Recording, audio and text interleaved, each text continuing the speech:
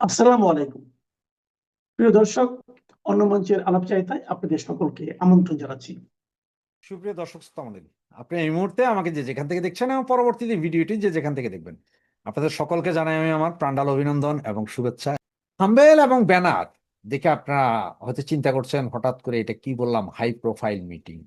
হ্যাঁ, এটা তো আজ আপনারা গতকাল সারা রাতে অনেকেই ভিডিওগুলো করেছে, হাই প্রোফাইল মিটিং চলছে, হাই প্রোফাইল মিটিং চলছে। আমি এই মুহূর্তে দিচ্ছি, কারণ হচ্ছে মিটিংটা শুরু হবে 12টার পরে, মানে 12টা থেকে 1টার ভেতরে সবাই ঢুকা শুরু করবে। তো আজকের মিটিং এ যারা আছে, এটা হচ্ছে যে আমাদের বিপ্লব বড়ুয়া, প্রধানমন্ত্রীর সাবেক সহকারী ও আওয়ামী লীগের দপ্তর সম্পাদক ব্যারিস্টার বিপ্লব বড়ুয়ার নেতৃত্বে যাচ্ছে 13 জনের একটা গ্রুপ। তার মধ্যে আমাদের রেজাউল করিম ভাই আছেন, যিনি পানি সম্পদ মন্ত্রণালয়ের মন্ত্রী ছিলেন।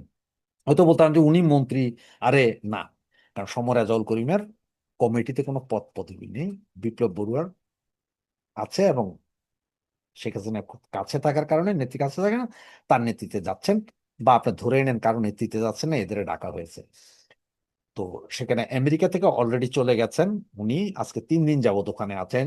রেজা ভাই লন্ডনে ছিলেন, উনিও গেছেন। আজকে অনেকে হয়তো ওনার ফটোটা দেখেছেন, এই গৌতম লাহিড়ী দাদার সাথে বসে ওনাদের ফটোটা। ওনারা দুইজনই হাই প্রোফাইল, দুইজন ছাড়াও আছে খাগড়াছড়ি জেলা পরিষদের সাবেক চেয়ারম্যান অপু ত্রিপুরা, এবং আছেন রোকেয়া প্রাচী। আপনার সকলেই চিনেন রোকেয়া প্রাচীকে। আম, এবং মহিলা আওয়ামী লীগের সাংগঠনিক সম্পাদক ঝর্ণা বারৈ, এবং মহিলা আওয়ামী লীগের সম্পাদক মণ্ডলীর সদস্য রাখি, যেটা কিনা আমাদের নানক ভাইয়ের মেয়ে, আপনারা সকলে জানেন। এবং যুব মহিলা লীগের আরেক সম্পাদক অরুণী, আপনারা সকলে এনাদের চিনেন। এছাড়াও আরো বেশ কিছু লোক যাচ্ছে, টোটাল 13 জনের একটা গ্রুপ। আজকে নেত্রীর সাথে বৈঠক। নেত্রীর সাথে এই বৈঠকটা আসলে হাই প্রোফাইল এই জন্যই বলছি যে গত 8-10 দিন যাবৎ বিভিন্ন গ্রুপে গ্রুপে মিটিং হচ্ছে। তবে এখনকার এই মিটিং নেত্রী বলার পরে যে আমি আসছি ডিসেম্বরে, বলার পরে এটা হচ্ছে যে সর্ব হাই প্রোফাইল মিটিং। এরপরে এখন সম্ভবত সপ্তাহে 3 দিন বা 4 দিন প্রতিদিনই মিটিং হইতে থাকবে। আগামী যে মিটিংটা আছে সম্ভবত ঢাকা সিটি কর্পোরেশন উত্তর দক্ষিণের পুরুষ কমিশনার, মহিলা কমিশনার, এইভাবে নিয়ে নিয়ে মিটিং গুলো হবে। কারণ নেত্রী যখন দেশে আসবেন তখন বিভিন্ন জায়গায় আমাদের এই সেক্টরের লোকগুলোকে দরকার। কারণ এখন তো এই মুহূর্তে তো আমাদের ঐক্যের দরকার, বিভেদের দরকার নাই।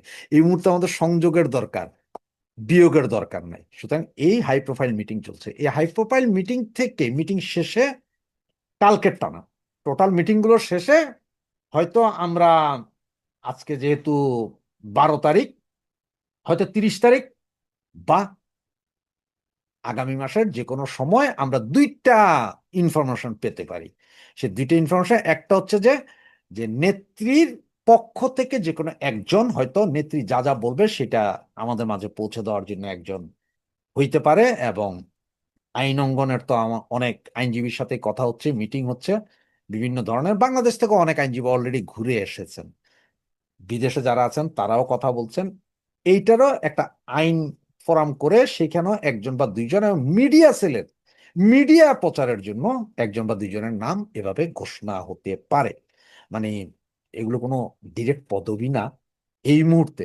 মানে এটা বলেন যুদ্ধকালীন একটা সিস্টেম, যুদ্ধকালীন একটা সিস্টেম তৈরি হয়। তো এই হচ্ছে যে হাই প্রোফাইল মিটিংটা শুরু হয়েছে আজকে থেকে।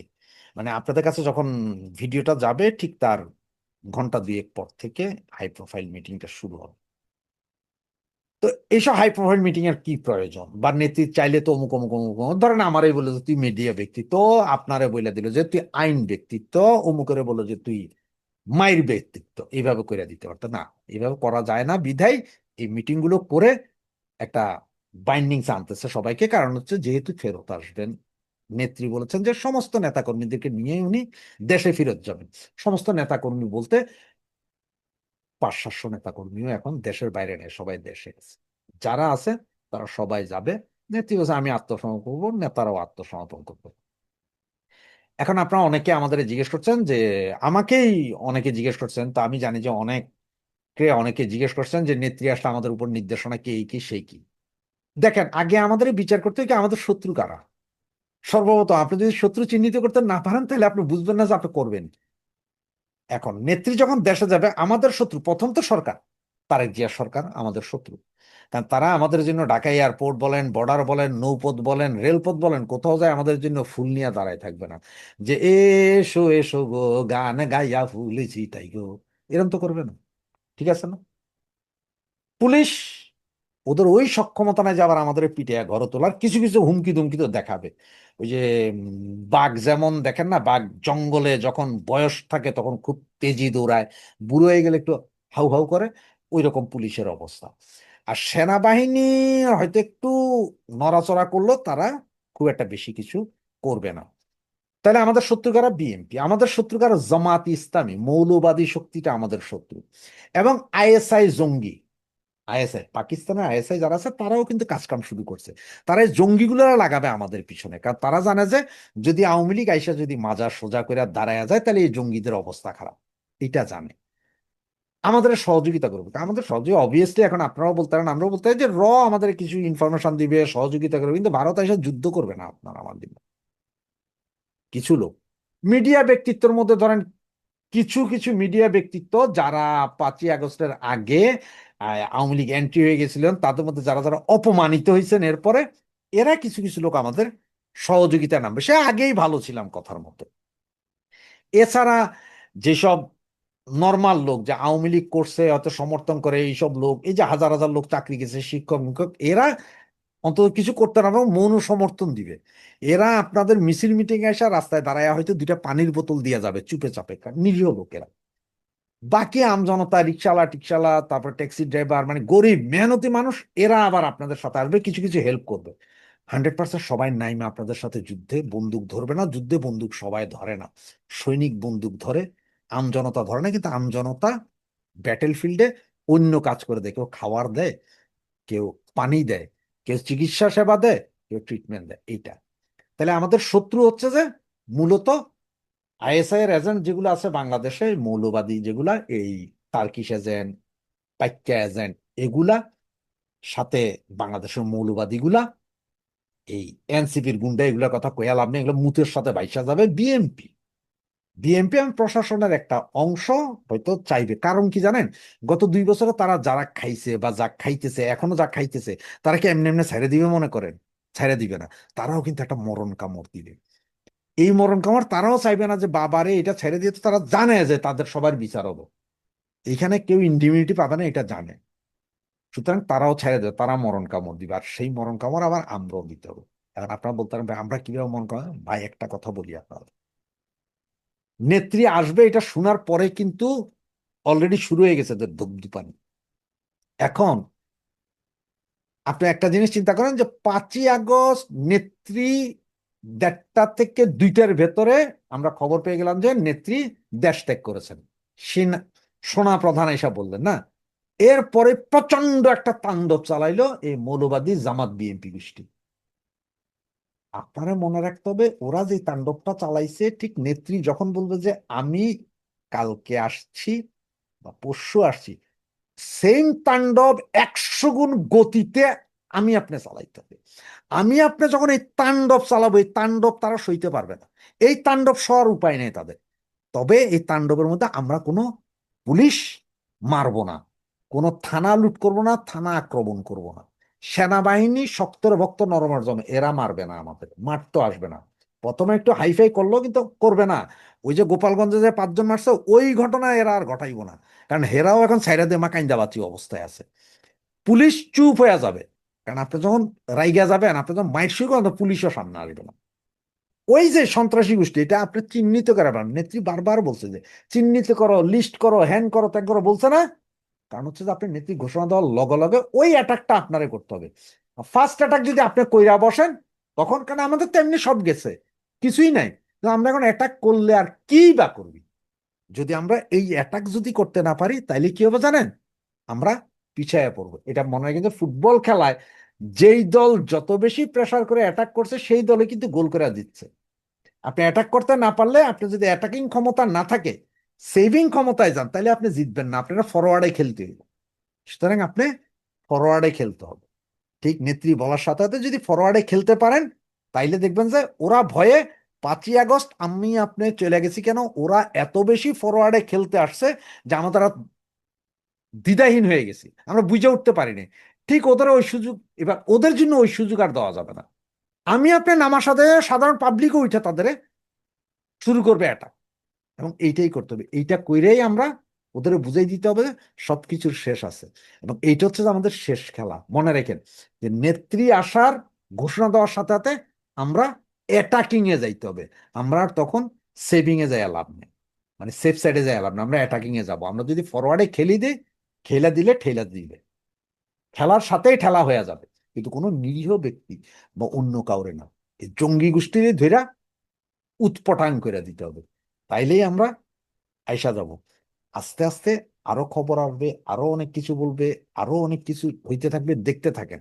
হ্যাঁ, বিদেশের যেসব শক্তি আছে সেগুলো আস্তে আস্তে দেখবেন যে আমাদের পক্ষে আসতেছে, কিন্তু একমাত্র আসবে না পাইকা আর তুর্কি, পাকিস্তান আর তুর্কি, এই দুইটা আইব না। এই দুইটা বাদে আর সবাই আসবে, এবং এদের এই জঙ্গি গোষ্ঠীগুলা আমাদের পেছনে লাগানোর সর্বোচ্চ চেষ্টা এরা করুন। সুতরাং চোখ কান খোলা রাখেন, এবং একটা কথা এখনো বলে দিই, ভবিষ্যতে বলবো, প্রতিদিন বলবো এখন থেকে, সেটা হচ্ছে যে নেত্রী যেই মাত্র বলবেন যে আমি কালকে আসছি, ডেট ঘোষণার সাথে সাথে সেদিনই আপনাদের ফরওয়ার্ডে যায় খেলা শুরু করে দিতে হবে। যা গেছে গেছে, আর কিছু যাওয়ার নেই, ইজ্জত তো এমনিই গেছে, আর বেজ্জিতি আর কি ডর। সুতরাং ফরওয়ার্ডে খেলবো, সব সাবা করবো।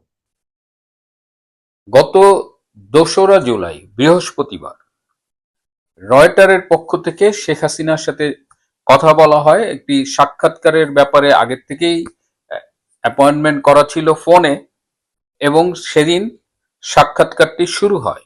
কিন্তু সেদিন শেখ হাসিনা অন্যান্য কিছু কাজে ব্যস্ত ছিলেন বলে সেদিন আর সাক্ষাৎকারটি শেষ হয়নি।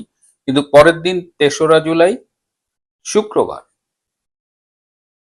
একেবারে সকাল থেকে কয়েক ঘন্টা ব্যাপী টেলিফোনে এই সাক্ষাৎকারটি গ্রহণ করা হয়, এবং এই সাক্ষাৎকারটি গত জুলাই প্রকাশিত হয়েছে। এই সাক্ষাৎকারটি গ্রহণের পরে 1 সপ্তাহ ধরে রয়টারের পক্ষ থেকে সরকারের গুরুত্বপূর্ণ ব্যক্তিদের প্রতিক্রিয়া পাওয়ার জন্য চেষ্টা করা হয়েছে। কার সাথে প্রতিক্রিয়া পাওয়ার জন্য চেষ্টা করা হয়নি? একেবারে সিনিয়র লিডার মির্জা ফখরুল আলমগীর থেকে শুরু করে রিজভী ভাই, অনেকের সাথেই রয়টার যোগাযোগ করেছে, কিন্তু কেউ এ ব্যাপারে কোনো কথা বলতে রাজি হয়নি। Reuters Pakistan, Reuters Assam, Reuters Tripura, তারা বাংলাদেশের স্বরাষ্ট্রমন্ত্রী সালাউদ্দিন আহমেদের সাথে যোগাযোগ করেছিল এই সাক্ষাৎকারের ব্যাপারে প্রতিক্রিয়া জানার জন্য। সালাউদ্দিন সাহেব অন্যান্য অনেক বিষয়ে কথা বলেছেন, কিন্তু এই বিষয়ে তিনি কোনো মন্তব্য করেননি। রয়টার ইউকে প্রধানমন্ত্রীর পররাষ্ট্র বিষয়ক উপদেষ্টা হুমায়ুন কবির সাহেবের সাথে যোগাযোগ করেছিল। হুমায়ুন কবির সাহেবও অনেক বিষয়ে কথা বলেছেন, কিন্তু শেখ হাসিনার এই সাক্ষাৎকার, দেশে ফেরা, এই বিষয় নিয়ে কোনো মন্তব্য করতে রাজি হননি। আমাদের সব বিষয়ে যিনি মন্তব্য করেন, প্রধানমন্ত্রীর তথ্য উপদেষ্টা ডাক্তার জাহেদুর রহমান, তার সাথে রয়টার দিল্লি অফিস থেকে যোগাযোগ করা হয়েছিল। প্রথমে তিনি বলেছেন তিনি ভারতীয় মিডিয়ার সাথে কথা বলেন না। তখন তাকে মনে করিয়ে দেওয়া হয়েছে যে রয়টার্স ভারতীয় গণমাধ্যম বা ভারতীয় মিডিয়া নয়। তিনি অত্যন্ত পোলাইটলি তাদের সাথে কথা বলেছেন, খুবই ভদ্রভাবে। কিন্তু তিনি এই বিষয়ে কোনো মন্তব্য করতে রাজি হননি। তিনি বলেছেন যে তিনি এই ব্যাপারে কনসার্ন পিপল না। তখন তাকে বলা হচ্ছে আপনি তো সব বিষয়ে মন্তব্য করেন, তাহলে এ বিষয়ে কেন মন্তব্য করবেন না? তিনি মন্তব্য করেননি, এবং তিনি অফ দ্য রেকর্ড বলেছেন যে তিনি এ ব্যাপারে মন্তব্য করে কোনো বিতর্ক সৃষ্টি করতে চান না। এখন প্রশ্ন উঠেছে যে শেখ হাসিনা যখন ঘোষণা দিয়েছেন তিনি ডিসেম্বরে বাংলাদেশে ফিরবেন, তখন সরকারের কেন কোনো প্রতিক্রিয়া থাকবে না? তাহলে কিসের সরকার? সরকার কি ভয় পেয়েছেন? এই বিষয়টি নিয়েই কিন্তু এখন আলোচনা চলছে। কেন সরকার ভয় পাচ্ছেন? কেন সরকার তাদের প্রতিক্রিয়া জানাচ্ছেন না? শেখ হাসিনা তো খুব বোল্ডলি বলেছেন, এবং পৃথিবীর 250টির বেশি গণমাধ্যমে এই সংবাদটি প্রকাশিত হয়েছে। সরকার কোনো রিয়াকশন দেননি, কিন্তু আবার সরকারের পক্ষ থেকে বলা হচ্ছে যে শেখ হাসিনার কোনো বক্তব্য, শেখ হাসিনার রিলেটেড কোনো সংবাদ, শেখ হাসিনার কোনো সাক্ষাৎকার সংক্রান্ত সংবাদ, এগুলো কোনো কিছু গণমাধ্যমে প্রচার করা যাবে না, আদালতের নিষেধাজ্ঞা আছে। এই যে আদালতের নিষেধাজ্ঞা আছে, এটি মনে করিয়ে দিচ্ছে সরকারের তথ্য উপদেষ্টা, এটি আবার পত্রিকায় আসছে। তাহলে সেটাও তো শেখ হাসিনা সংক্রান্ত এক ধরনের প্রচার। তাহলে সরকার একদিকে বলছে আদালতের দোহাই দিয়ে যে শেখ হাসিনার বক্তব্য প্রচার করা যাবে না, আবার নিজেই সরকার এই বিষয়ে খবর তৈরি করছে। মানে সরকার পড়েছে শেখ হাসিনাকে নিয়ে মানে উভয় সংকটে। রাজনৈতিক দলগুলো কি বলছে? বিএনপি জানিয়েছে যে তারা আইনের প্রতি শ্রদ্ধাশীল, তো শেখ হাসিনা ফিরলে আইনিভাবে সেটিকে মোকাবেলা করা হবে।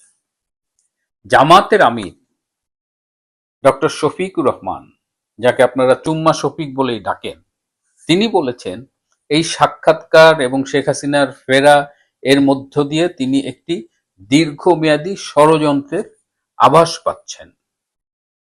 আর জামাতের বি টিম এনসিপি বলেছেন যে তাকে আসার পরে ফাঁসিতে ঝুলানো হবে। মানে চাল নাই কুত্তার বাগান না। আমার কি এনসিপি কে নিয়ে আমার কথা বলতেও বাধে, যে এত অল্প বয়সে এত নষ্ট হইতে পারে। এটা এনসিপির এইসব টোকাইদের না দেখলে আসলে বোঝা যেত না। যাই হোক, সরকার যে শেখ হাসিনার এক সাক্ষাৎকারে ভীষণভাবে ভয় পেয়েছে সেটা কিন্তু খুব ক্লিয়ার। এদিকে চট্টগ্রামে ভয়াবহ জলাবদ্ধতা দেখা দিয়েছে। এমন পানি, এত পানি এর আগে নিকট অতীতে দেখা যায়নি। এবং এই সিটির এই যে ওয়াটার ম্যানেজমেন্ট ফেইলিওর সিটি কর্পোরেশনের চরমভাবে, এবং আওয়ামী লীগ কিন্তু অনেকখানি এগিয়ে নিয়ে আসছিল, তাদের কাজ প্রায় শেষের পথে ছিল, কিন্তু 2024-এর জুলাই আগস্টের রেজিম চেঞ্জের পরে সেই কাজ থেমে গেছে। এবং সেই কাজ থেমে তো গেছেই, বরং তার আরো অবনতি হয়েছে পরবর্তীতে যারা এই সিটির দায়িত্ব পালন করেছেন এবং এখন করছেন। কিন্তু এই যে চট্টগ্রামে এই ভয়াবহ জলাবদ্ধতা, মানবিক বিপর্যয়ের মুখোমুখি, এই খবর আপনি গণমাধ্যমে পাবেন না। কেন পাবেন না? ঢাকায় খোঁজ নিয়ে একটা অদ্ভুত ব্যাপার জানলাম। ঢাকায় প্রতিটা মিডিয়া হাউসে অ্যাকর্ডিং টু দ্য সাইজ 3 থেকে 12 জন বিএনপির মনোনীত সাংবাদিককে অ্যাসাইন করা আছে। তারা ঠিক সাংবাদিক বলবো নাকি বিএনপির দলীয় কর্মী বলবো? কারণ সবাই আবার সাংবাদিক না, কারো হয়তো কিছুটা হাতে খড়ি আছে, কেউ একদম ফ্রেশ, কিন্তু দলীয়। এই মিডিয়া হাউসের সাইজ অনুযায়ী এই নাম্বারটা 3 থেকে 12। এদের দায়িত্ব হলো যে এরা নিয়ন্ত্রণ করে যে পত্রিকায় কি যাবে কি যাবে না, টেলিভিশনে কি যাবে কি যাবে না। এবং এরা চট্টগ্রামের এই ভয়াবহ জলাবদ্ধতার খবরটা টোটালি গণমাধ্যম থেকে আউট করে দিয়েছে, গণমাধ্যমে এটি প্রকাশিত হতে দিচ্ছে না। আবার এই যে রয়টার নিয়ে সারা পৃথিবীতে যখন নিউজ হয়েছে, রয়টারের সংবাদ সাক্ষাৎকার নিয়ে, সেখানে আমি দেখলাম যে প্রথম আলো, ডেইলি স্টার এবং মানব জমিন, এই 3টি পত্রিকা রয়টারের এই সংবাদটি প্রকাশ করেছে সাথে শেখ হাসিনার বিকৃত ছবি দিয়ে।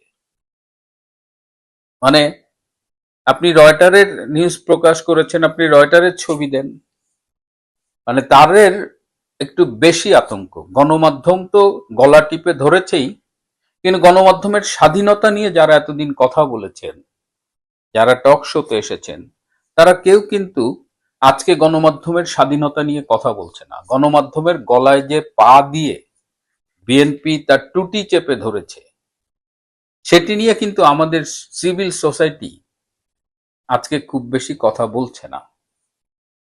আজকে বাংলাদেশের এই যে মানবাধিকার বিপর্যয়, রাজনীতিহীনতা, সন্ত্রাসের বৃদ্ধি, প্রাকৃতিক বিপর্যয়, পাহাড়ের সন্ত্রাস, বাংলাদেশ মিয়ানমার সীমান্তে যে বোমাবাজির কি অবস্থা, এগুলো কিন্তু আপনি মিডিয়ায় পাবেন না। এ কারণে আজকে বাংলাদেশের মানুষকে নির্ভর করতে হচ্ছে এই আমাদের মতো সামাজিক যোগাযোগ মাধ্যমের বা ইউটিউবের বিভিন্ন পরিবেশনার উপর, কিংবা দেশের বাইরে থেকে প্রকাশিত প্রচারিত গণমাধ্যমের উপর। দিল্লি থেকে আজ কথা বলছি।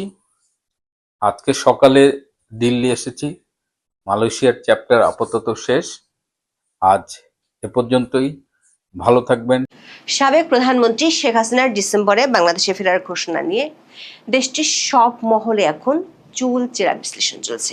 নানা ধরনের প্রতিক্রিয়া পাওয়া যাচ্ছে রাজনৈতিক অঙ্গনে। কেউ প্রশ্ন রাখছেন, বাংলাদেশে কি সত্যি ফিরছেন শেখ হাসিনা? যদি ফেরেন তাহলে কি বিমানবন্দরেই গ্রেপ্তার হবেন? তার চেয়ে বড় প্রশ্ন, সরকার কি চায় তিনি দেশে ফিরুক, বা শেখ হাসিনাকে দেশে ফেরার অনুমতি কি সরকার দিবে, নাকি 1-11-এর তত্ত্বাবধায়ক সরকারের মতো শেখ হাসিনার দেশে ফেরার ক্ষেত্রে নিষেধাজ্ঞা দিবে বিএনপি সরকার? অবশ্য সময়সীমা উল্লেখ করে দেশে ফেরার ঘোষণা দেয় বিএনপি সরকারকে বিষয়টি নিয়ে কঠোর হতেও দেখা যাচ্ছে। একসময় রাজনৈতিক নেতার বক্তব্য গণমাধ্যমে প্রচার করতে না দেওয়ার কড়া সমালোচক বিএনপি এখন শেখ হাসিনার বক্তব্য প্রচারে গণমাধ্যমকে সতর্ক হতে বলছে। আওয়ামী লীগের সূত্রগুলো বলছে, শেখ হাসিনা দেশে ফেরার জন্য সেপ্টেম্বরের মধ্যে ট্রাভেল পাসের আবেদন করতে পারেন। শেখ হাসিনার সাথে চলতি মাসে দেখা করেছেন এমন একজন নেতা দাবি করেছেন, আগামী কয়েক মাসের মধ্যে পরিকল্পনা অনুযায়ী শেখ হাসিনার দেশে ফেরা উপলক্ষে 4টি কাজ শেষ করতে চায় দলটি। অন্যদিকে সরকারি সূত্রগুলো বলছে, শেখ হাসিনা যদি দেশে ফেরার জন্য ট্রাভেল পাসের আবেদন করেন তাহলে সরকারের উভয় সংকটে পড়ার আশঙ্কা রয়েছে। কারণ অনুমতি না দিলে সেটি ভয়াবহভাবে সরকারের বিপক্ষে যাবে। আবার অনুমতি দিলে 1-11-এর মতো আওয়ামী লীগ যেভাবে শোডাউন করবে, তাতে দলটি পুরোদমে দেশের রাজনীতিতে অবস্থান ফিরে পাবে। উপরন্তু শেখ হাসিনাকে আসতে না দিলে কূটনৈতিক মহলে চাপ অনেক বেড়ে যেতে পারে। শেখ হাসিনার ফেরা নিয়ে রয়টার্সে খবর প্রকাশের পর বিবিসি বাংলা বাংলাদেশের রাজনৈতিক দলগুলোর নেতাদের প্রতিক্রিয়া নিয়ে একটি প্রতিবেদন প্রকাশ করেছে।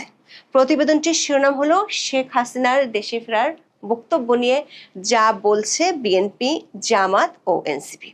প্রধানমন্ত্রীর রাজনৈতিক উপদেষ্টা ও বিএনপির জ্যেষ্ঠ যুগ্ম মহাসচিব রুহুল কবির রিজভী বিবিসি বাংলাকে বলেছেন, শেখ হাসিনার অপরাধের ব্যাপারে আদালত সিদ্ধান্ত নেবে।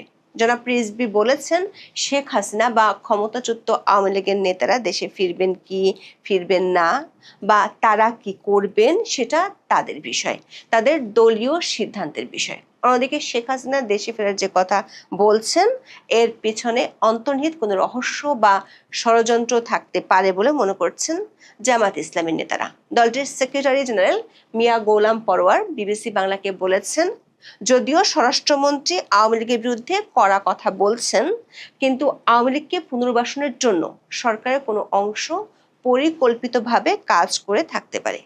এসব রাজনৈতিক প্রতিক্রিয়া ছাড়িয়ে সাধারণ মানুষের মধ্যে শেখ হাসিনা ফিরতে পারবেন কি না, বা তাকে আদৌ সরকার ফিরতে দিবে কি, সেটি নিয়ে বেশি আলোচনা হচ্ছে। কারণ আইন বিশেষজ্ঞদের মতে দেশে ফিরতে শেখ হাসিনার প্রথম বাধা হতে পারে তার ভ্রমণ নথি। তিনি যখন দেশ ছেড়ে গিয়েছিলেন তখন তার কাছে কূটনৈতিক বা লাল পাসপোর্ট ছিল, কিন্তু 24 আগস্টে খুব দ্রুত অন্তর্বর্তী সরকার সেটি বাতিল করে। এই অবস্থায় বাংলাদেশে ফিরতে হলে তার ট্রাভেল পাস বা বিশেষ ভ্রমণ অনুমতির প্রয়োজন হতে পারে। আর সেই ট্রাভেল পাস দেওয়ার ক্ষমতা বাংলাদেশ সরকারের হাতে। আওয়ামী লীগের একাধিক সূত্র বলছে, তিনি নয়াদিল্লিতে বাংলাদেশ হাই কমিশনে ট্রাভেল পাস বা ভ্রমণের অনুমতির জন্য আবেদন করবেন। সেপ্টেম্বরের শেষ দিকে কিংবা অক্টোবরের শুরুতে তিনি এই আবেদন করতে পারেন।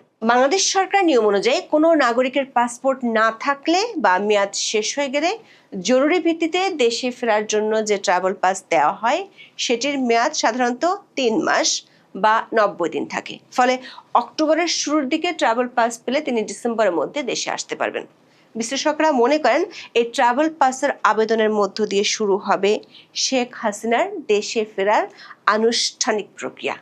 শেখ হাসিনা যদি দেশে ফিরতে ট্রাভেল পাসের জন্য আবেদন করেন, সেটি আন্তর্জাতিক মিডিয়াগুলোতে বড় করে প্রচার পাবে।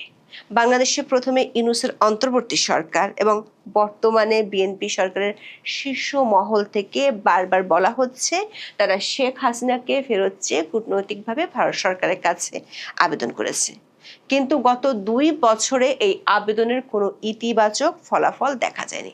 এমন পরিস্থিতিতে শেখ হাসিনা যদি নিজে ফেরার জন্য ট্রাভেল পাস চেয়ে আবেদন করেন, তখন সরকার পড়ে যাবে উভয় সংকটে।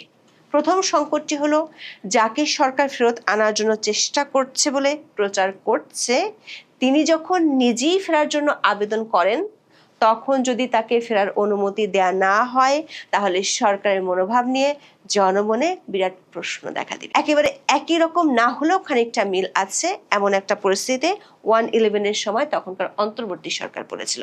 1-11 তত্ত্বাবধায়ক সরকার 2007 সালের 18 এপ্রিল শেখ হাসিনার দেশে ফেরার উপর নিষেধাজ্ঞা জারি করেছিল। তখন শেখ হাসিনা দেশে ফিরলে সরকার বেকায়দায় পড়তো এমন ধারণা থেকে তার আসার ক্ষেত্রে নিষেধাজ্ঞা জারি করা হয়েছিল। তখন বিষয়টি ব্যাপকভাবে আন্তর্জাতিক মিডিয়াতে প্রচার পেয়েছিল। এমনকি শেখ হাসিনার দেশে আসা ঠেকানোর জন্য তখন তড়িঘড়ি করে তার বিরুদ্ধে গ্রেপ্তারি পরোয়ানা বা হুলিয়া জারি করেছিল তখনকার অন্তর্বর্তী সরকার। দেশে ফিরে গ্রেপ্তার হবেন এমন নিশ্চিত তথ্য থাকা সত্ত্বেও যুক্তরাষ্ট্রে ব্যক্তিগত সফর ও চিকিৎসা শেষে 2007 সালের 22 এপ্রিল শেখ হাসিনার ব্রিটিশ এয়ারওয়েজের একটি ফ্লাইটে লন্ডন হয়ে বাংলাদেশে ফেরার কথা ছিল, কিন্তু সরকারি নিষেধাজ্ঞার কারণে লন্ডনের হিথ্রো বিমানবন্দরে তাকে বোর্ডিং পাস দেওয়া হয়নি এবং তিনি সেখানে আটকে পড়েন। তখনকার ডেইলি স্টার প্রকাশিত এক খবরে বলা হয়েছিল, বাংলাদেশ সরকারের নিষেধাজ্ঞার কারণে ব্রিটিশ এয়ারওয়েজ শেখ হাসিনাকে বিমানে চড়তে দেয়নি। বিষয়টি তখন আন্তর্জাতিক মিডিয়াতে ব্যাপকভাবে প্রচারিত হলে দেশে ও দেশের বাইরে ফখরুদ্দিন আহমেদের তত্ত্বাবধায়ক সরকার ব্যাপক সমালোচনার মুখে পড়েছিল। পরদিনই শেখ হাসিনার বিরুদ্ধে থাকা গ্রেপ্তারি পরোয়ানা তুলে নিতে বাধ্য হয়েছিল।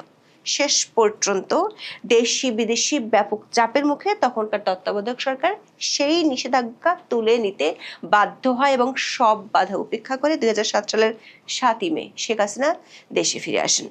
সেদিন বাংলাদেশের ঢাকা বিমানবন্দর থেকে ধানমন্ডির সুধা সদন পর্যন্ত আওয়ামী লীগের নেতা কর্মীরা ব্যাপক শোডাউন করেছিল। বিশ্লেষকরা মনে করেন, বর্তমান পরিস্থিতিতে শেখ হাসিনা যদি ট্রাভেল পাসের জন্য আবেদন করেন, সেটি সহজেই প্রকাশ পাবে। তখন সরকার যদি সে অনুমতি না দেয়, তাহলে দেশে ও দেশের বাইরে ব্যাপক সমালোচনা ও চাপের মুখে পড়বে বিএনপি সরকার। বিপরীতে শেখ হাসিনাকে ফিরতে দিলে তার পরবর্তী পরিস্থিতি সরকার নিয়ন্ত্রণের বাইরে চলে যেতে পারে। অতীতে যেমন আওয়ামী লীগের ব্যাপক শোডাউন হয়েছিল, তার চেয়ে বড় শোডাউন হতে পারে এমন আশঙ্কা আছে খোদ সরকারের মধ্যে। আওয়ামী লীগের শীর্ষ কয়েকজন নেতা বলছেন, শেখ হাসিনা নিজেই গত 2 বছর ধরে দল গোছানোর কাজ করেছেন। তিনি 125টি অনলাইন সভা করেছেন, সহযোগী সংগঠনগুলোর কমিটি দিয়েছেন, কয়েকদিন আগে আওয়ামী লীগের মহানগর কমিটিগুলো দেওয়ার কাজ শুরু করেছেন। আগামী 2 মাসের মধ্যে সবগুলো কমিটি গঠনের কাজ শেষ হয়ে যাবে। শেখ হাসিনার নির্দেশে কার্যক্রম নিষিদ্ধ থাকা সত্ত্বেও এবং ব্যাপক পুলিশি ধরপাকড়ের মধ্যেও আওয়ামী লীগের নেতা কর্মীরা মিছিল করে যাচ্ছে। এমন পরিস্থিতিতে শেখ হাসিনার দেশে ফেরার আগে থেকেই দলটি বড় রকমের শোডাউনে নামতে চায়। আওয়ামী লীগের একটি সূত্রের দাবি, শেখ হাসিনার দেশে ফেরা উপলক্ষে মাসব্যাপী কর্মসূচি ঘোষণা করতে পারে দলটি। সেটি হলে সরকার আশঙ্কা হলো আইন শৃঙ্খলা ও রাজনৈতিক পরিস্থিতি উত্তপ্ত হয়ে যেতে পারে। ফলে একদিকে শেখ হাসিনাকে দেশে আসার অনুমতি না দিলেও সরকারের জন্য সমস্যা, আবার অনুমতি দিলে তার চেয়ে বেশি সমস্যায় পড়ার আশঙ্কা রয়েছে। শেখ হাসিনার সাথে কয়েকদিন আগে সাক্ষাৎ করে এসেছেন এমন কয়েকজন নেতা বলেছেন, শেখ হাসিনা ফেরার আগে বিষয়টি নিয়ে আওয়ামী লীগের পক্ষ থেকে আন্তর্জাতিক বিভিন্ন পক্ষের সাথে ব্যাপকভাবে যোগাযোগ করার পরিকল্পনা আছে। ইতিমধ্যে সে কাজ শুরু হয়েছে। জাতিসংঘকে বিষয়টি জানিয়ে চিঠি দেওয়া হতে পারে। এরই মধ্যে আওয়ামী লীগের 6 সাবেক সংসদ সদস্যের আপিল আইপিওতে পেন্ডিং আছে। অক্টোবরের প্রথম সপ্তাহে বিষয়টি শুরু হয়ে যেতে পারে। তার আগে পুরো দলকে ঢেলে সাজিয়ে প্রস্তুত করা হবে। সরকারি একটি সূত্র বলছে, শেখ হাসিনা এর আগে যখন বলেছিলেন তিনি দেশে ফিরবেন, তখন বিষয়টি সরকারের জন্য সমস্যা ছিল না। কিন্তু দেশে ফেরার ব্যাপারে সময়সীমা ঘোষণার পর থেকে সরকারের চিন্তা বাড়িয়েছে। কারণ শেখ হাসিনা দেশে ফেরার জন্য ট্রাভেল পাসের আবেদন করলে তখন সরকারের হাতে থাকা দুটো অপশনের যে কোনো একটি বেছে নিতে হবে। সে কারণে সরকারের শীর্ষ ব্যক্তিরা তাদের আগে যেসব নীতি কথা বলতেন সেগুলো থেকে এখন তাদের সরে আসতে হচ্ছে। অধ্যাপক ইউনূসের আমলে 2024 সালের 4 ডিসেম্বর গণমাধ্যম ও সামাজিক মাধ্যমে শেখ হাসিনার বিদ্বেষপূর্ণ বক্তব্য প্রচারের নিষেধাজ্ঞা দেয় আন্তর্জাতিক অপরাধ ট্রাইব্যুনাল। তখন বিষয়টি নিয়ে ব্যাপক সমালোচনা হয়েছিল। এই সমালোচনা বর্তমান বিএনপি সরকারের শীর্ষ ব্যক্তিরাও করেছিলেন। অথচ এখন বিএনপি সরকার সেই পুরাতন পথে ফিরে গিয়ে গণমাধ্যমকে শেখ হাসিনার বক্তব্য প্রচারের ব্যাপারে সতর্ক করে দিয়েছে। বিশেষ করে আওয়ামী লীগ আমলে আদালত যখন তারেক রহমানের বক্তব্য প্রচারের নিষেধাজ্ঞা দিয়েছিল তখন বিএনপি এর বিরুদ্ধে সোচ্চার ছিল। কয়েকটি পত্রিকার সম্পাদকের সাথে কথা বলে জানা গেছে, অনলাইন ভার্সনে রয়টার্সের খবরটি প্রকাশ করলেও সরকারের আপত্তির কারণে প্রিন্ট ভার্সনে তারা ছাপাতে পারেনি। বাংলাদেশের প্রথম সারির একটি জাতীয় দৈনিকের সম্পাদক বলেছেন, আদালত বলেছে শেখ হাসিনার বিদ্বেষপূর্ণ বক্তব্য প্রচার না করতে, কিন্তু শেখ হাসিনা রয়টার্সকে যে সাক্ষাৎকার দিয়েছেন সেখানে উল্টো আদালতের প্রতি শ্রদ্ধাশীল হয়ে আত্মসমর্পণের কথাই তিনি বলেছেন। শেখ হাসিনা রয়টার্সকে বলেছেন তার দলের প্রায় সব নেতা কর্মীর বিরুদ্ধে মামলা হয়েছে এবং তাদের অনেকেই আত্মগোপনে আছেন, তাই তিনি বলেছেন এবার তিনি দেশে ফিরছেন, একদিন তোমরাও সবাই এসো, সবাই একসঙ্গে আদালতে আত্মসমর্পণ করব। বিএনপির দুজন প্রথম সারির নেতা বলেছেন শেখ হাসিনা গত কয়েকটি সাক্ষাৎকারে কোনো উস্কানিমূলক বা সহিংস কোনো বক্তব্য বা বার্তা খুঁজে পাওয়া যায়নি, সেটি হলে আদালতের শরণাপন্ন হওয়া যেত। তারা বলছেন শেখ হাসিনা দেশে ফিরে আত্মসমর্পণের কথা বলেছেন, যার অর্থ হলো তিনি আইনের প্রতি শ্রদ্ধাশীল, সেই বার্তা দিয়েছেন। সাথে এটাও বলেছেন তিনি জনগণের কাছে প্রমাণ করে দিতে চান এই আদালত ও বিচার ব্যবস্থা কতটা প্রহসনের। রয়টার্সকে দেওয়া সাক্ষাৎকারে বিচার ব্যবস্থায় বিশ্বাস আছে জানিয়ে শেখ হাসিনা বলেছেন, বিচার প্রক্রিয়া শুরু হলে মানুষ বুঝতে পারবে আদালতটি কতটা প্রহসনের। আপনি সেটাই প্রমাণ করতে চান। বিশেষজ্ঞরা মনে করেন শেখ হাসিনার এই বার্তাটি বেশ ইঙ্গিতপূর্ণ, তিনি নেতাকর্মীদের উদ্দেশ্যে কোনো সহিংসতার বার্তা দেননি। বাংলাদেশের রাজনীতিতে সাধারণ স্লোগান হলো জেলের তালা ভাঙবো, নেতাকে মুক্ত করব। সেখানে শেখ হাসিনা বলেছেন তিনি দলের সিনিয়র নেতাদের নিয়ে দেশে ফিরে আদালতে আত্মসমর্পণ করবেন। আওয়ামী লীগের দুজন সিনিয়র নেতা দাবি করেছেন গত 2 বছরে গোপালগঞ্জ ও তুরাগে নিরীহ আওয়ামী লীগ ছাত্রলীগ নেতাকর্মীদের মেরে ফেলার পরও দলটি কোনো সহিংস কর্মসূচিতে যায়নি। তারা বলছেন শেখ হাসিনার পক্ষ থেকে সহিংস কর্মকাণ্ড না করার কড়া নির্দেশ দেওয়া হয়েছে। বিশ্লেষকরা মনে করেন শেখ হাসিনার আদালতে আত্মসমর্পণের বার্তাটি শুধু তার দলের নেতা কর্মীদের উদ্দেশ্যে নয়, বরং আন্তর্জাতিক মহলেও এই বক্তব্যের একটি প্রভাব থাকবে। কার্যক্রম নিষিদ্ধ থাকা সত্ত্বেও আওয়ামী লীগের অঙ্গ সংগঠনগুলোকে গত 2 বছরে সহিংস তৎপরতা চালাতে দেখা যায়নি। বাংলাদেশে আওয়ামী লীগ ও বিএনপির মতো জনভিত্তি থাকা দলগুলো অতীতে বহু আন্দোলনে সহিংস হতে দেখা গিয়েছিল। সেখানে বর্তমান পরিস্থিতিতে শেখ হাসিনা উস্কানিমূলক কোনো বক্তব্য না দিয়ে আইনের প্রতি শ্রদ্ধাশীল থাকা এবং স্বাভাবিক বিচার প্রক্রিয়ার মধ্যে তার বিরুদ্ধে দেয়া রায়কে চ্যালেঞ্জ ছুড়ে দেওয়ার কথা জানিয়েছেন। এখন তিনি যদি ঘোষিত সময়ের মধ্যে দেশে ফেরার উদ্যোগ নেন এবং তখন সরকার যদি তার দেশে ফেরা আটকে দেয়, তাহলে তখন পরিস্থিতি শেখ হাসিনা ও আওয়ামী লীগের পক্ষে চলে যেতে পারে। বিশেষ করে আন্তর্জাতিক মহলে যেসব দেশ ও দাতা গোষ্ঠী গণতান্ত্রিক মূল্যবোধ এবং মানবাধিকারের নীতিতে চলে, তারা বর্তমান বিএনপি সরকারের কাছে কৈফিয়ত বা ব্যাখ্যা চাইতে পারে। আবার আওয়ামী লীগ তার পরিকল্পনা অনুযায়ী যদি শেখ হাসিনাকে আসতে না দেওয়ার কারণে বড় ধরনের শোডাউন করে, সেটিও শুধু দেশে নয়, আন্তর্জাতিক মহলে শেখ হাসিনা ও আওয়ামী লীগের জনপ্রিয়তা ফিরে পাওয়ার একটা বড় নজির হয়ে দেখা দেবে। ওই পরিস্থিতি তৈরি হলে বাংলাদেশের অভ্যন্তরীণ রাজনীতিতে বড় রকমের ভূমিকা রাখে এমন পরাশক্তিগুলো বর্তমান সরকারের উপর চাপ প্রয়োগ করতে পারে। আওয়ামী লীগের একটি সূত্র বলছে, ভারতে থাকা 70 থেকে 80 জন আওয়ামী লীগ নেতার সাথে শেখ হাসিনার নিয়মিত যোগাযোগ হয়। এর বাইরে ইউরোপ, আমেরিকা ও মধ্যপ্রাচ্যের কয়েকটি দেশে বেশ কয়েকজন নেতা আছেন। এদের মধ্যে অল্প কয়েকজন দলের জন্য কাজ করেছেন, তবে ইউরোপ, আমেরিকা ও কানাডায় থাকা বেশিরভাগ নেতাই এখন দল থেকে বিচ্ছিন্ন। তাদেরকে দলের কর্মকাণ্ডে যোগ দিতে এবং দেশে ফেরার প্রস্তুতি নিতে বলা হয়েছে। যদি না ফেরেন তাহলে তাদেরকে দল থেকে বাদ দেওয়ারও পরিকল্পনা আছে বলে দাবি করেছেন দলটির সিনিয়র নেতারা। এখন এই পর্যন্ত, সবাই ভালো থাকুন। ভারতের কাছে খাদ্য ওষুধ ও খাদ্য সাহায্য চাইল পাকিস্তান অধিকৃত কাশ্মীরি নেতা সর্দার আমান খান। 27 দিন যাবত অবরোধ করে রেখেছিল, এখন অবশ্য বেশি হয়ে গেছে, 1 মাসের বেশি হয়ে গেছে। এই পাকিস্তান যাদেরকে বলেছিল তাদেরকে স্বাধীনতা এনে দিবে, যাদেরকে দিয়ে এই পাকিস্তান অধিকৃত কাশ্মীরের মুসলমানদের দিয়ে পুরো কাশ্মীর সহ ভারতের কাশ্মীর সহ পুরো ভারতকে যারা অস্থিতিশীল করত, তারা এখন বুঝে গেছে যে ভারত ছাড়া উপায় নেই। কিন্তু বাংলাদেশের বাঙ্গুরা চিৎকার চেঁচামেচি করে পাকিস্তান খুব ভালা, ভারত খুব খারাপ। বাংলাদেশের লোকজন কি বলতেছে, বাংলাদেশের বাঙ্গু মুসলমানেরা 7Gটা খায় ফেলবে, কলিকাতা খায় ফেলবে, অথচ এরা কলকাতা হারবাল নিয়ে তাদের চলতে হয়। কলকাতার হারবাল দিয়ে মাঞ্জা সোজা করা লোকটাও বলে কলিকাতা দখল করবে।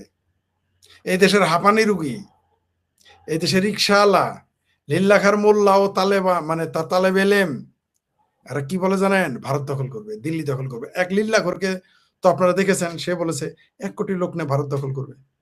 এমনকি লিল্লাখর বলেছে আমেরিকাকেও নাকি তারা দখল করে ফেলবে, আমেরিকাকে নাকি তার প্রদেশ ঘোষণা করবে। মানে এই মোল্লারা, এই বাঙ্গু মোল্লারা ভারত বিরোধী জজবা এত বেশি, কি যে বলে নিজেরই হুঁশ থাকে না। এগুলো বললে যে মানুষ হাসে, পুরান ঢাকার ঘোড়া হাসে, মানুষেরা হাসে, ভারতীয়রা হাসে। এগুলো এই সমস্ত বোঝার আকল আল্লাহ বাংলাদেশের মুসলমানদের থেকে নিয়ে চলে গেছে। এই দেশে রিটায়ার্ড অফিসার যাইতে রাস্তাতে যাইতে ঠিক মতো হাঁটতে পারে না, যারা বউয়ের কথায় লেফট রাইট করে, এখন সারা জীবন বসের কথায় লেফট রাইট করছে, এখন তাদের বউ থাকলে বউয়ের কথায় লেফট রাইট করে, অথবা কামের বুয়া থাকলে তার কথায় লেফট রাইট করে। সেই রিটায়ার্ড আর্মি অফিসার নাকি যাবে দিল্লি দখল করতে। ভারত নাকি কোনো শক্তিই না। যে ভারতের কাছে আমেরিকা আসে, রাশিয়া আসে, যে ভারতের কাছে ইউরোপীয় ইউনিয়ন আসে, যে ভারতের কাছে জাপান আসে, সেই ভারত নাকি কিছুই না এই বাঙ্গ মুসলমানদের কাছে, এই আদা মুসলমানদের কাছে। এবার জেনুইন পাকিস্তান অধিকৃত কাশ্মীরের মুসলমানরা কি বলেছে, যে হামে দাওয়াইয়া দো, হামে রুটি দো, হামে বাঁচাও। কার কাছে বলে? ভারতের কাছে। তারা এও বলেছে যে আমাদের জন্য দরজা খুলে দাও, অর্থাৎ সীমান্ত খুলে দাও, আমরা ভারতে চলে যাব। কারা বলেছে? পাকিস্তান অধিকৃত কাশ্মীর। আপনারা কি জানেন সেই কাশ্মীরে তারা, আমি 7-8 বছর আগে থেকে লেগে আসতেছি, ওই পাকিস্তান অধিকৃত কাশ্মীরে কাশ্মীরি যারা মুসলমান, তারা কাশ্মীরি ভাষায় কথা বলতে পারে না, পড়তে পারে না, ভুলাই দিছে এগুলো। এটা হলো যেটা আমাদের 52 সালে চেষ্টা করেছিল আমাদের ভাষা ধ্বংস করার জন্য। এই পাকিস্তানিরা পাকিস্তান অধিকৃত কাশ্মীরে কাশ্মীরি ভাষা ধ্বংস করে ফেলেছে। আপনি পাকিস্তান অধিকৃত কাশ্মীরে একটাও কাশ্মীরি পত্রিকা পাবেন না। বিশ্বাস হয় না? খোঁজ নেন। আমি যে বলছি আপনি ফোন করেন, খোঁজ নেন আমার কথা সত্য কিনা। কিন্তু ভারতে যে কাশ্মীর, সেখানে ভারতীয় ভাষাও, কাশ্মীরি ভাষাও চলে, কাশ্মীরি ভাষায় স্কুল প্রতিষ্ঠান, সেখানে পড়ালেখা করে কাশ্মীরি ভাষায়, পত্রিকার তো হিসেবেই নেই। আর ওই পাকিস্তান অধিকৃত কাশ্মীর যাদেরকে বলে পাকিস্তান কাশ্মীর হামারা শাহরগ, হ্যাঁ শাহরগ মানে যে গাড়ির রোগ, পাকিস্তান হামারা শাহরগ, হ্যাঁ, সেইখানে এই পাকিস্তানি হায়নারা, এই পাঞ্জাবি হায়নারা কি করেছে জানেন? খাদ্য রপ্তানি, খাদ্য দেওয়া বন্ধ করেছে, বিদ্যুতের লাইন কেটে দিছে, পানি দেওয়া বন্ধ করেছে, সেইখানে তারা ওষুধ দেওয়া বন্ধ করে দিছে। এত বড় হারে হারামি এই পাকিস্তানিরা। এই যে কাশ্মীরিদের নিয়ে এত কিছু করলো, ব্যবসা বাণিজ্য করে খাইলো, এখনো করে খায়, সেই কাশ্মীরিদেরকেই তারা বিদ্যুৎ, পানি, ঔষধে বিপদে ফেলেছে। এখন কোনো বামপন্থীদের মানবতা জাগে না, এখন কোনো মুসলমানের জজবা জেগে ওঠে না যে পাকিস্তান অধিকৃত কাশ্মীরে তুমি বিদ্যুৎ কেন বন্ধ করলা। এখন কেউ শাহবাজ শরীফকে প্রশ্ন করে না, ফিল্ড মার্শাল আসিফ মনিরকে কেউ প্রশ্ন করে না। এখন সেখানে মানবাধিকার, মুসলমানদের মানবাধিকার দরকার নেই। কিন্তু যেহেতু এটা ভারতের কাশ্মীরে এতক্ষণ ঘটতো, বিদ্যুৎ বন্ধ করে দিয়েছে, পানি বন্ধ করে দিয়েছে, খাবার দাবার সমস্যা, সারা দুনিয়ার জজবা জেগে উঠতো, ইসলাম প্রেম, মানবতা প্রেম জেগে উঠতো। এখন অরিন্দতী রায়রা কথা বলে না, এখন সব বাংলাদেশের চক্কর বক্কর ভর্তির আবার কথা বলে না, নরেন্দ্র মোদী কসাই কসাই বলে যারা শাহবাগে চিৎকার চেঁচামেচি করে হিন্দু সেই ব্যানার্জি ফেনার্জি বসু মসু পশু যারা আছে, এখন আর পাকিস্তান অধিকৃত কাশ্মীরের যে মানবতা লঙ্ঘন হচ্ছে, তাদের খাদ্যের সমস্যা, ওষুধের সমস্যা, এখন আর চিৎকার চেঁচামেচি নাই। বরিশালে গিয়ে গরু মাংস খাওয়ায় মুসলমানদের। কিন্তু ভারতের কাশ্মীরে যদি এটা ঘটতো, এখন দেখতেন শাহবাগ সবার আগে গরম করতো বামপন্থীরা, পুরোনা পল্টন সবার আগে গরম করতো বামপন্থীরা, তারপরে বাইতুল মোকাররম গরম হয়ে যেত, তারপর সারা বাংলাদেশের যত মসজিদ মাদ্রাসা আছে, যত বলৎকারী হুজুর আছে ওয়াজ করা শুরু করে দিত, ইসলাম ক্ষত্রে মেয়ে, মুসলমান ক্ষত্রে মেয়ে, মানবতা ক্ষত্রে মেয়ে। কিন্তু এখন পাকিস্তান অধিকৃত কাশ্মীরে যে ওষুধ নাই, খাদ্য নাই, ভারতের কাছে সহায়তা চায়, এখন মানবতা ক্ষত্রে মেয়ে না। এখন ভারতের বামপন্থীরা বলতেছে না পাকিস্তানি বোমাকে ওরা মারছে মারছে, সন্ত্রাসীদের সাথে আলাপ করো। কিন্তু এখন কলকাতার বামপন্থী, দিল্লির বামপন্থী, কেরালার বামপন্থীরা বলে না যে কাশ্মীরে যে ওষুধের সমস্যা, কাশ্মীরে যে পানির সমস্যা, বিদ্যুৎ সমস্যা, ভারত তুমি এগিয়ে যাও, এগুলো এখন আর বলে না। মানে এদের যে সিলেক্টিভ মানবতায় বামপন্থীরা, এই ভারত উপমহাদেশের বামপন্থীরা পাকিস্তান বাদে, কারণ পাকিস্তানিরা ডিক্লেয়ার আত্মসমর্পণ করেছে, ওরা হাত তুলে বলছে উই আর আশেকে রাসূল, তো এরা ঘোষণায় দিয়ে দিয়েছে আশেকে রাসূল। ভারতের কোন বামপন্থীদের শুনছেন যে উই আর আশেকে রাম, উই আর আশেকে কৃষ্ণ বলতে শুনেছেন? শুনেন নাই। কারণ কি? এইখানেই মুসলিম বাম হারছে।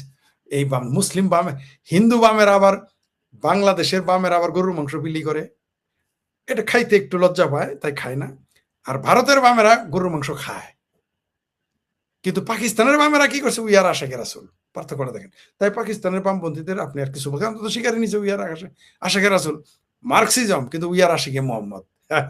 ভারতের বামেরা, বাংলাদেশের, পাকিস্তানের বামেরা মার্কসিস্ট, কিন্তু দে আর পাকিস্তানি বামিজ আর লেফটিস্ট আর কি আশেকে মোহাম্মদ। তাই তাদের ব্যাপারে ক্ষমা করা দেখেন, তারা তো ঘোষণাই দিয়েছে, তারা পাটপারি করে নেই, খুব ভালো ছিল, ভালো, খুব ভালো বাম। কিন্তু ভারতের বাম এবার কোথায়? তাদের বামপন্থী, বাংলাদেশ ভারতের বামপন্থীদের মানবতা, মানবপ্রেম, মানবাধিকার, গণতন্ত্র সব বাটপারি, একেবারে মিথ্যা, ধোঁকাবাজ। আর মুসলমান তো বড় ভাই, বড় মেয়ে তো বড় মেয়ে বামপন্থীরা, ছোট মেয়ে মুসলমান, সুবহানাল্লাহ। তারা তো কোনোদিন একমাত্র ভারতে মুসলমানদের মানবাধিকার নষ্ট হয়েছে কিনা, ইসলাম খত্রমে কিনা, আর ইসরায়েলে ইসলাম খত্রমে কিনা, এটা নিয়ে তাদের যত চেঁচামেচি, ঘেঁচাঘেঁচি, ফেঁচামেচি। বাংলাদেশ দিকে অনেক বিশেষজ্ঞ হয়েছে টিভিতে, তারপরে পডকাস্টে তারা বলে যে পৃথিবীতে সবচেয়ে বেশি নাকি সংখ্যালঘুদের উপর নিপীড়ন করে ইসরায়েল আর কি, ইসরায়েল আর ভারত। তো ভাইজান, পৃথিবীতে একটা মুসলিম রাষ্ট্র দেখান যেখানে 20% মুসলমান আছে? একটা দেখান। একটা মুসলিম কান্ট্রি দেখান যেখানে 25-30% মুসলমান আছে? একটা দেখান। বরং যেগুলো 37% ছিল বলে 7% চলে আসছে, যেখানে 30% ছিল সেখানে 0 হয়ে গেছে, যেখানে 34% ছিল সেখানে 1-2% আসছে। এই রেকর্ড আছে। আমার মনে হয় গেছে সেখানে নাই, নাই, খালি হয়ে গেছে, নীল সকল রাষ্ট্রে। কিন্তু আপনি ইসরায়েলে কিন্তু 18% মুসলমান থাকে। এই ইসরায়েল নাকি সবচেয়ে মুসলমান বিদ্বেষী। 18% কেমনে থাকলো? এ যারা বলে যে বাংলাদেশে নাকি জামায়াতরা আছে, হিন্দুরা, জামায়াতরা থাকলে এরা কমে গায় 37 থেকে 7%, 6% আসছে কেন? 36-37% থেকে বাংলাদেশের এই অঞ্চলে হিন্দু এই 47 সাল থেকে 2026 সালের মধ্যে, এই 75-76 বছরের মধ্যে 36-37 থেকে 6-7% কেন আসলো? আর পাকিস্তানে 1-2, আফগানিস্তানে তো নাই। অন্য দেশের কথা বাদই দিলাম, অন্য দেশে তো মুসলমানদের নাগরিকত্ব দেয় না। আরব রাষ্ট্রে তো বাংলাদেশের, ভারত, পাকিস্তান মুসলমান নাগরিকত্ব দেয় না, মিসকিন বলে, আধা মুসলমান বলে, ওদের কথা বাদ। যেটা বলতেছিলাম, ইসরায়েল সবচেয়ে মুসলমানদের নিপীড়নকারী দেশ, এখানে 18% মুসলমান। ভারত নাকি সবচেয়ে মুসলমান নিপীড়নের দেশ, এখানে 25 কোটি 30 কোটি মুসলমান। বাব্বা বাব্বা, আসলে কে শয়তানের আব্বা? ইসরায়েল আর ভারত, নাকি যারা এটা বলতেছে তারা? মানে বাটপাড়ির একটা সীমা থাকা দরকার। এই বামপন্থীরা আর মুসলমানরা এই বাটপাড়িটা করে। দোষ ইসরায়েল আর ভারতের, কিন্তু ওইখানে সবচেয়ে বেশি সংখ্যা, ওইখানে মুসলমান বেশি। এই হামাসের যে নেতা ছিল, এই হামাসের নেতা, হানিয়ার আত্মীয় স্বজন ইসরায়েলের নাগরিক। এটা আমি বলছি বলে আমার গালাগালি, কিন্তু তো সত্য। এখনো তা হামাসের নেতার, হানিয়ার গোষ্ঠীরা ইসরায়েলের নাগরিক, ইসরায়েলে থাকে। এটা বলতে গেলে শেখ ফরিদ বালানা। প্রধানমন্ত্রী গাড়ি চালায় আর কারা যেন দেশ চালায়, এই কথাটা ইদানিং খুব শোনা যাচ্ছে, আপনারা কথাটা মনে রাখবেন কারণ আমি ভুলে যাব পরবর্তীতে, সুতরাং আমরা ওই প্রসঙ্গে একটু পরে আসব। শুরু করতে যাচ্ছি। আপনারা সকলেই জানেন যে শেখ হাসিনা দেশে ফেরার টাইমলাইন ঘোষণা করেছেন। এটা একটা বড় ঘটনা এই কারণে, সাধারণত এসব ক্ষেত্রে যেটা দেখা যায় আসবে ফিরে আসবে এইভাবে চলে। আমরা এর আগে দেখেছি তারেক রহমান যখন দেশে ছিলেন না, একইভাবে তার উপরে যখন মৃত্যুদণ্ডের খড়গ ঝুলছিল, তিনি লন্ডনে ছিলেন কিন্তু কখনোই কোনো টাইম স্কেল দিতে পারেন নাই 17-18 বছর ধরে। সবসময় বিএনপি নেতাকর্মীরা রাজপথে তারেক রহমান আসবে, বাংলাদেশ আসবে, তারেক রহমান বীরের বেশে আসবে ফিরে বাংলাদেশে, এই স্লোগানগুলো দিয়ে যাচ্ছিলেন। মাফ করবেন। একই ঘটনা যখন শেখ হাসিনার ক্ষেত্রে ঘটছে, 2 বছরের মাথায় তিনি খুব বোল্ডলি বলেছেন যে ডিসেম্বরে দেশে ফিরবেন তার নেতাকর্মীদের সাথে নিয়ে, বিশেষ করে গুরুত্বপূর্ণ নেতাকর্মী যারা কলকাতায় আছেন সম্ভবত, তাদেরকে নিয়েই তিনি দেশে ফিরতে যাচ্ছেন। এটা বড় ঘটনা এই কারণে, যখন আপনি একটা টাইম স্কেল ঘোষণা করবেন তখন এটা একটা বোল্ড মুভ, কিন্তু একই সাথে রেপুটেশনের উপরে একটা রিস্ক তৈরি হয়। কারণ হচ্ছে যদি আপনি ডিসেম্বরে ফিরতে না পারেন তাহলে আপনার বিশ্বাসযোগ্যতা, আপনার উপরের নির্ভরশীলতার জায়গাটা প্রশ্নবিদ্ধ হয় এবং রাজনৈতিক প্রতিপক্ষ তখন এটাকে কাজে লাগানোর সুযোগ পায়। এই তো বড় একটা সুযোগ এবং রিস্ক শেখ হাসিনা নিচ্ছেন। কিসের উপরে নিচ্ছেন, এটা নিয়েই আজকের প্রথম প্রশ্ন। আমরা আসুন আলোচনা করি যে প্রথমে উনি কিভাবে ফিরছেন। দুটো ভাবে ফিরতে পারেন। নাম্বার 1 হচ্ছে গিয়ে তিনি তার মতো করে, তিনি আমরা জানি যে বেশ জেদি একজন মানুষ, এবং তার মতো করে বলেছেন যা হবার হবে, আমি দেশে যাব এবং দেশে ফেস করব। এটা একটা পার্ট হতে পারে। দ্বিতীয় হতে পারে একটা আন্তর্জাতিক বোঝাপড়ার মাধ্যমে, একটা আন্তর্জাতিক হিসাব নিকাশের মাধ্যমে তিনি দেশে ফিরছেন। আমাদেরকে বুঝতে হবে যে বাংলাদেশ হচ্ছে একটা খেলার জন্য খুব উর্বর ভূমি, যেখানে বিভিন্ন আন্তর্জাতিক শক্তি এখানে খেলাধুলা করে থাকেন, এবং আমরা যতই অস্বীকার করি, যতই বলি যে জনতার শক্তি, আমাদের শক্তিতে এই সব কিছু হয়, বাস্তবে তা হয় না। সেটা যে হয় না এর অসংখ্য উদাহরণ আছে। আমি তারেক রহমানের উদাহরণ দিয়ে বলি। 5 আগস্টের ঘটনার পরে কিন্তু 5 আগস্টে প্রথম শেখ হাসিনাবিহীন সরকারের প্রথম সিদ্ধান্তটা কি ছিল? প্রথম সিদ্ধান্তটা ছিল খালেদা জিয়ার মামলা প্রত্যাহার, তাকে মুক্তি দেওয়া হবে এবং তার পাসপোর্ট ফেরত দেওয়া হবে। প্রথম সিদ্ধান্ত কিন্তু দেশের অন্যান্য কোনো গুরুত্বপূর্ণ বিষয় না, খালেদা জিয়ার মুক্তি এবং খালেদা জিয়ার পাসপোর্ট ফেরত দেওয়াটা ছিল প্রথম সিদ্ধান্ত। এত কিছুর পরেও এর মানে হচ্ছে তখন বিএনপি সেই পরিমাণ স্ট্রং একটা হোল্ড ছিল তাদের, তাই না, সরকারের রাষ্ট্রে ক্ষমতায় নিয়ন্ত্রণে। কিন্তু তারপরও দেখেন তারেক রহমান কিন্তু 6 আগস্ট সকালে দেশে ফিরতে পারেন নাই, এবং 6 August, 7 August, September, October, November, December করতে করতে কবে যেন ফিরেছেন, কোন মাসে ফিরেছেন বিএনপির লোকরা বলতে পারবেন, বাট অনেক পরে ফিরেছেন। প্রায় নির্বাচনের আগে তিনি ফিরেছেন। কারণটা কি? ওই যে আন্তর্জাতিক খেলাধুলার জায়গাটা আছে, যখন এত অনুকূল একটা পরিবেশে, যখন যে কেউ মানে জেল খুলে লোকজন যাচ্ছে আসতেছে, একটা খেলার মাঠ, ডক্টর ইউনূসের দুঃশাসন চলছে, আমরা যদি এটা বলি যে বাংলার ইতিহাসের সবচেয়ে কালো সময়টা চলছে, সেই সময়ও তারেক রহমান তার এত কন্ট্রোলের পরে, এত জনপ্রিয়তা, তার সাংগঠনিক এত স্ট্রং অবস্থানের পরেও ফিরতে পারেন নাই। কারণ কি? আন্তর্জাতিক ক্লিয়ারেন্স অনেকগুলো বিষয় ছিল। খালেদা জিয়া মৃত্যুসজ্জায় যে কোনো সময় মারা যাবেন, এবং তারেক জিয়ার পক্ষে হয়তো তার মাকে জীবিত দেখার সম্ভাবনাটা ছিল না, কিন্তু তারপরও তিনি অনলাইনে বলেছেন যে সবকিছু আমার উপরে নির্ভর করে না। এইরকম অবস্থা তখন শেখ হাসিনা যখন ফিরে আসার চেষ্টা করছেন, এর মানে হচ্ছে শেখ হাসিনার অনেক কিছু আন্তর্জাতিক মহলের মাধ্যমে হিসাব নিকাশ হয়েছে, এবং তার সাক্ষাৎকার থেকে আমরা এটা টের পেলাম। তিনি বলেছেন যে বাংলাদেশ সরকার বারবার ভারতের সরকারের কাছে চিঠিপত্র লিখছে, এগুলোর দরকার নেই, আমি নিজেই চলে যাব। এর মানে হচ্ছে কোনো না কোনোভাবে ভারত এটার সাথে সংশ্লিষ্ট আছে, এবং ভারত যেহেতু আছে, ভারতের যে লাইন আপ গুলো আছে তারা আছে। আমেরিকা কোন দিকে আছে আমরা জানি না, কারণ আমেরিকা তো জাতীয় সংসদের দক্ষিণ প্লাজা পর্যন্ত চলে এসেছে, শুধু সংসদে ঢোকার বাকি আছে। কিন্তু আমরা ধরে নিতে পারি যে কোনো একটা আন্তর্জাতিক হিসাব নিকাশের মাধ্যমে শেখ হাসিনা ফেরত আসছেন। এখন দ্বিতীয় প্রশ্ন, আসার পরে কি হবে? যদি আন্তর্জাতিক হিসাব নিকাশের মাধ্যমে শেখ হাসিনা দেশে ফেরেন, এটা নিশ্চিত করে বলা যায় যে শেখ হাসিনার মৃত্যুদণ্ড হবে না, ফাঁসি হবে না। যদিও তাকে প্রাথমিকভাবে আন্তর্জাতিক অপরাধ ট্রাইব্যুনাল যেটা আছে, সেখানে মানবাধিকার আদালতে তাকে মৃত্যুদণ্ড দেওয়া হয়েছে, কিন্তু আরো অনেকগুলো ধাপ বাকি আছে, এবং আন্তর্জাতিক হিসাব নিকাশের মাধ্যমে আসলে তার সেই ফাঁসিটা বা মৃত্যুদণ্ডটা হবে না, হয়তো কোনো এক ধরনের জেল হবে এবং তার পরবর্তীতে অন্য নেগোসিয়েশনে যাবে। আমরা অনেকেই এই কথাটা এই কারণে বলতে চাচ্ছি যে ওই যে একটু আগে আমি শুরুই করেছিলাম, ওই প্রসঙ্গে আসব, যে প্রধানমন্ত্রী গাড়ি চালায়, দেশ কি যেন কারা চালায়, মানে লোকজন আসলে ঠিক ফিল করে না যে তারেক রহমান প্রধানমন্ত্রী হিসাবে দেশের পূর্ণ নিয়ন্ত্রণে আছেন। আপনি ভাই, আপনি বিএনপি সাপোর্টার হলে এখন আমার কমেন্টে গালি দিতে পারেন, কিন্তু আপনি ডানে বায়ে একটু জিজ্ঞেস করে দেখেন লোকজন আসলে কি মনে করে। পাবলিক পারসেপশন হচ্ছে গিয়ে কোনো একটা অদৃশ্য শক্তি এই দেশের নিয়ন্ত্রণ নিয়েছে এবং তারাই ডক্টর ইউনূসের এক্সটেনশন হিসাবে এই দেশের গুরুতর সিদ্ধান্ত, যেগুলো সিরিয়াস হিসাব নিকাশ যেগুলো তারা করছে, এবং সেই পক্ষ যদি চায় তাহলে আসলে এখানে অন্য কারো কিছু করার থাকবে না। শেখ হাসিনা দেশে ফিরবেন এবং তিনি মৃত্যুদণ্ড এড়াতে পারবেন বা ফাঁসি এড়াতে পারবেন। এখন ধরেন এটা হলো না, ওইটা উনি উনার মতো করে জোশ নিয়ে সিদ্ধান্ত নিয়ে, এবং আমরা জানি যে ওনারা অনেক কিছু আবেগে এবং যে সিদ্ধান্ত নেন এবং সেই সিদ্ধান্তগুলোর অসংখ্য ভুল থাকে, আমি সেই আলাপে আজকে যাব না। এবং সেই রকম একটা সিদ্ধান্ত হলে এটা একটা ভুল সিদ্ধান্ত হবে তার দেশে ফেরত আসলে, তাহলে কি হবে? তাহলে তার যে প্রতিপক্ষ আছেন তারা চেষ্টা করবেন তাকে খুব দ্রুত ফাঁসি দিয়ে দিতে। এবং তখন প্রশ্ন হচ্ছে আওয়ামী লীগ এবং আওয়ামী লীগের যারা মানে পেরিফেরি অন্যান্য সমর্থক গোষ্ঠী আছেন তারা কি শেখ হাসিনার এই ফাঁসির রায় ঠেকাতে পারবেন?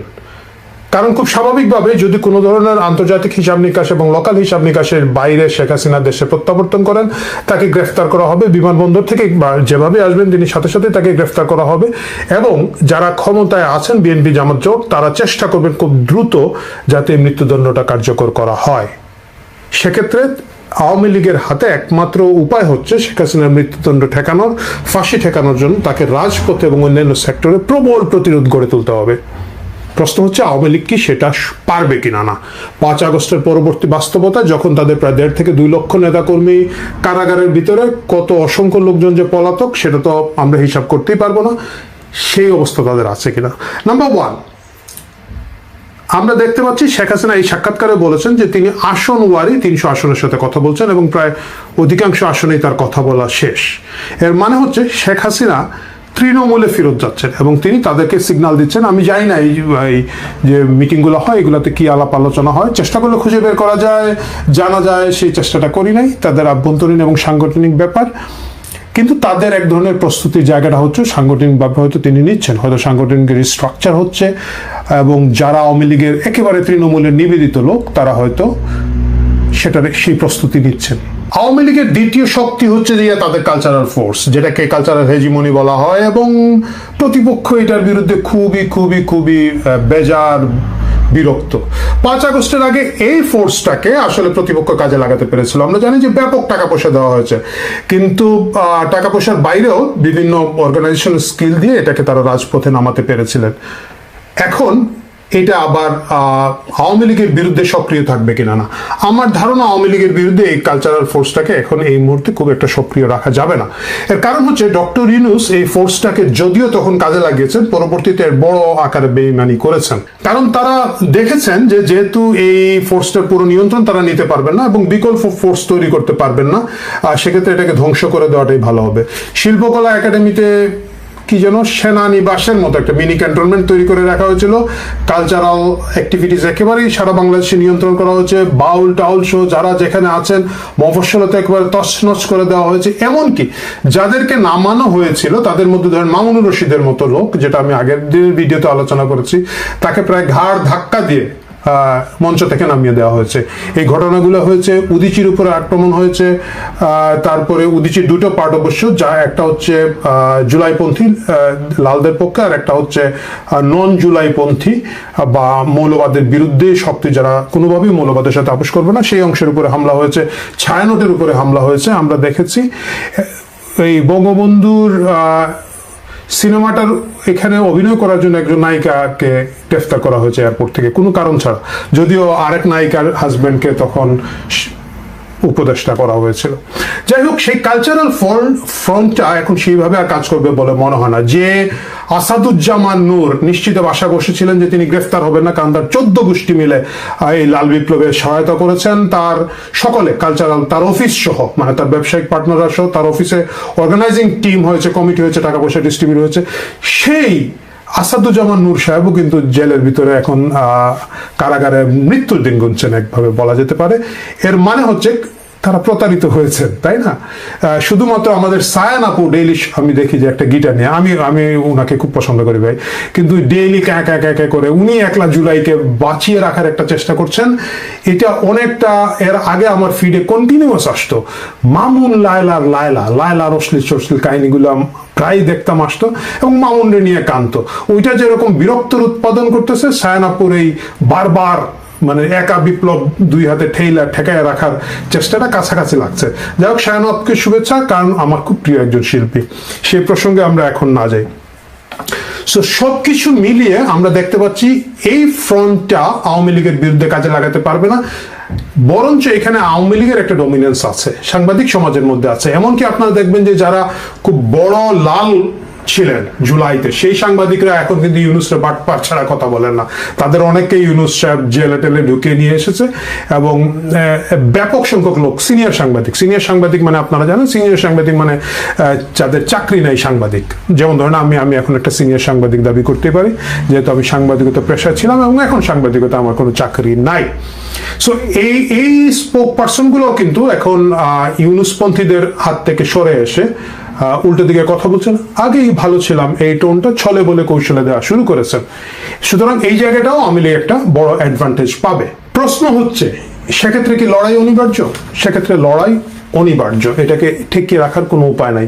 দেশ মোটামুটি একটা গৃহযুদ্ধের দিকে যাবে, কারণ এটা হচ্ছে একেবারেই মরণ কামড় দুই পক্ষের পক্ষ থেকে।